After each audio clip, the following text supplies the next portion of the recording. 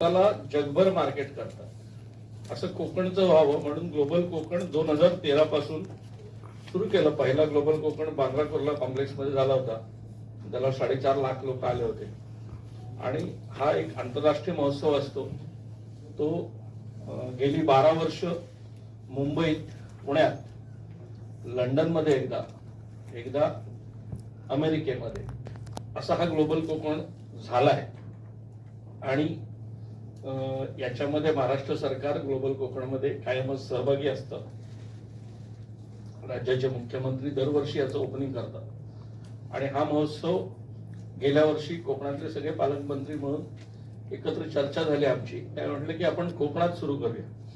आणि मग पहिलं वर्ष आपण माननीय गणेश नाईक साहेब यांनी 2 ग्लोबल कोकण ऑलरेडी नव्या मुंबईत केलेले आहेत त्यांच्या अध्यक्षतेखाली. आणि मग पहिला आपण नाईक साहेबांच्या अध्यक्षतेखाली हा पालघर जिल्ह्यात करतोय. आणि पालघरमध्ये तो आपण शिरगाव त्याच्यासाठी निवडलाय. हा पहिला बीच फेस्टिवल असेल. म्हणजे छोटे छोटे बीच फेस्टिवल मी स्वतः भरपूर केलेले आहेत, पण हा महाराष्ट्रातला सगळ्यात मोठा बीच फेस्टिवल असेल. ग्लोबल कोकणमध्ये जसं कोकण जगासमोर न्यायचंय तसं पालघर मधली संस्कृती, इथलं जीवनशैली, इथलं फूड कल्चर, इथला निसर्ग, इथलं पर्यटन हे सगळं जगासमोर आणण्याकरताचा हा महोत्सव आहे.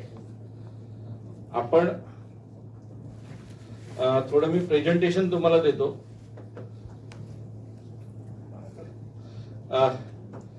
नेक्स्ट, ही गेली 12 ग्लोबल कोकण झाले. आणि बीकेसी वरती 2 लाख फुटाचं एक्झिबिशन झालं होतं. इथे जे होणार आहे ते साधारण 3 लाख फुटाचं एक्झिबिशन असेल. बीकेसी पेक्षा मोठा असेल. पुढे हा इंटरनॅशनल राहणार आहे. चला, हा या महोत्सवात काय काय होणार आहे तर राजा रयतेचा नावाचा, जसं जाणता राजा आपण कार्यक्रम 15 वर्षापूर्वी पालघरमध्ये बघितला होता, तसा एक 10,000 लोकांच्या उपस्थितीमध्ये दररोज संध्याकाळी 7 ते 10 असा 3 तास 200 कलाकारांच्या उपस्थितीत उंट, घोडे, बैलगाड्या असा हा एक मोठा कार्यक्रम असणार आहे. आणि याला रोज 10,000 लोक यावेत असं अपेक्षित आहे. हा खर्चिक कार्यक्रम असल्यामुळे फक्त या कार्यक्रमाला तिकीट असणार आहे. बाकीच्या पूर्ण ऍक्टिव्हिटीज याला कुठलंही तिकीट नाहीये, विनामूल्य ग्लोबल कोकण एक्झिबिशन असेल. पुढे रयतेचा राजा, हा पुढे, हे सगळ्यात मोठं उद्योग संमेलन असेल. साधारण सरस, कोकण सरस आणि ग्लोबल कोकण आणि MSME असं सगळं मिळून 400 मराठी उद्योजक आणि जवळपास 1000भर उद्योजक आपली उत्पादनं, आणि यातले 95% उद्योजक हे मराठी असतील. त्यातले 80% लोक हे पालघर, जे त्यांना मार्केट. नेक्स्ट, पहिल्यांदा मराठी भाषा, मराठी सिनेमा हा सगळ्यात चिंतेचा विषय आहे. आणि ग्रामीण भागात मराठी सिनेमा थिएटर्स नसल्यामुळे लोकांना पाहायला मिळत नाहीत. तर आपण पहिला वाळूवरचा, समुद्रावरचा मराठी सिनेमा फेस्टिवल, चित्रपट महोत्सव करतोय. 6 सिनेमा आपण दाखवणार आहोत. Pawankhind, Kurla to Vengurla, April May जो सुट्टीवरचा सिनेमा आहे, आदिशेष नावाचा सिनेमा आहे, छबी आणि गुलकंद. हा चित्रपट ज्यांनी बनवलाय ते दिग्दर्शक, कलाकार हे दररोज येतील, लोकांबरोबर सिनेमा बघतील आणि इंटरव्हल मध्ये लोकांबरोबर इंटरॅक्शन करतील. असं सुद्धा चित्रपट महोत्सव म्हणून पहिल्यांदा होणार आहे. आणि खूप सारे फिल्म स्टार्स, म्हणजे अगदी अरुण नलावडे, सयाजी शिंदे, हास्य जत्राची ऑलमोस्ट सगळी टीम, खांडेकर, समीर चौगुले, अशी खूप सारी मंडळी या फेस्टिवलसाठी येणार आहेत. ज्यांना ज्यांना आम्ही ही संकल्पना सांगतोय त्यांना इतकं आवडतंय की प्रत्येक जण म्हणतोय की आम्ही सुद्धा येऊ. आणि ते येऊन राहणार आहेत एक दिवस, म्हणजे केवळ येऊन परत जाणार नाहीत. नेक्स्ट, इथे साधारण 200-250 कलावंत असतील.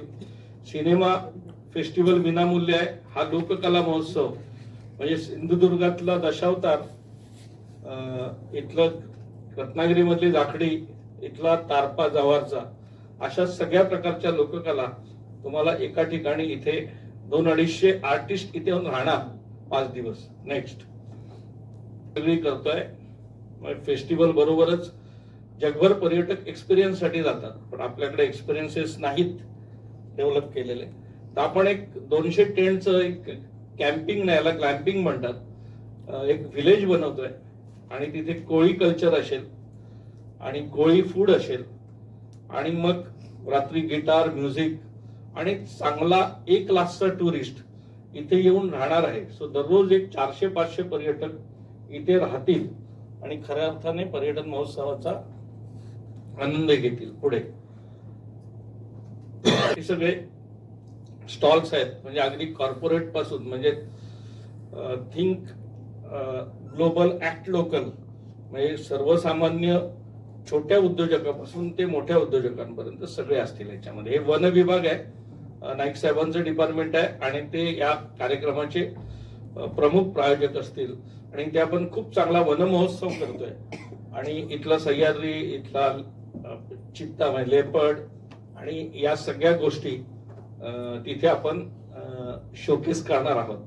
समुद्रातली जी बायोडायव्हर्सिटी स्ट्रेंथ आहे, म्हणजे डॉल्फिन पासून ते आमच्या दीपेशच्या इथे दिसणारा फ्लेमिंगो, किंगफिशर, हे सगळे आपल्या ग्लोबल कोकणचे विषय आहेत. पुढे इथे आपण ट्रायबल फेस्टिवल करणार आहोत आणि ट्रायबल कल्चर, तारपा, त्यांचं फूड, हे सगळं कोकण सरसमुळे, पालघर सरसमुळे आपल्याला जो लोकल फ्लेवर पाहिजे तो या एक्झिबिशन मध्ये येणार आहे. पुढे चालन असणार आहे. काही शेतकऱ्यांची तिथे शॉप्स असतील. कृषी विभाग पण यात सहभागी होतोय. पुढे लघु उद्योजक म्हणजे MSME ची जी उद्योग आहेत कोकणातले, MSME ने सपोर्ट केलेला आहे आणि त्यांचे सगळे उद्योजक असणार आहेत. पुढे फिशरीजचं काही कन्सेप्ट आपण इथे सूर्यवंशी साहेबांच्या मदतीने, आता त्यांच्याकडे चार्ज आहे. पुढे मेक इन कोकण म्हणून पर्यटन, शेती, एक उद्योगची परिषद सुद्धा इथेच होणार आहे एक्सपोर्ट्स वरती, जो केंद्र सरकारच्या वतीने होणार आहे. अशा केंद्र आणि राज्य सरकारच्या वतीने एक्सपोर्ट इंडस्ट्रीवरती एक अशा वेगवेगळ्या परिषदा होतील. पुढे उमेद आणि पालघर सरस कोकण. पुढे बीच फेस्टिवल मध्ये बीच कॅफेज असतील, वॉटर स्पोर्ट्स असेल, बीच स्पोर्ट्स असेल, एक आर्ट झोन असेल. पुढे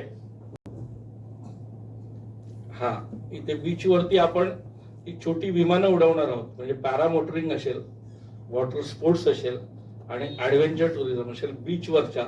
आणि स्पोर्ट्सच्या डिपार्टमेंटच्या मदतीने काही स्पोर्ट्स ऍक्टिव्हिटीज करता येतील का असाही प्रयत्न आहे. पुढे फूड फेस्टिवल सगळ्यात पॉप्युलरच असेल.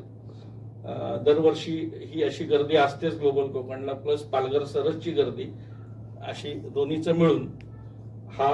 पुढे फिल्म स्टार्स दरवर्षी येतात, यावर्षी थोडे जास्त येणार आहेत. पुढे धन्यवाद.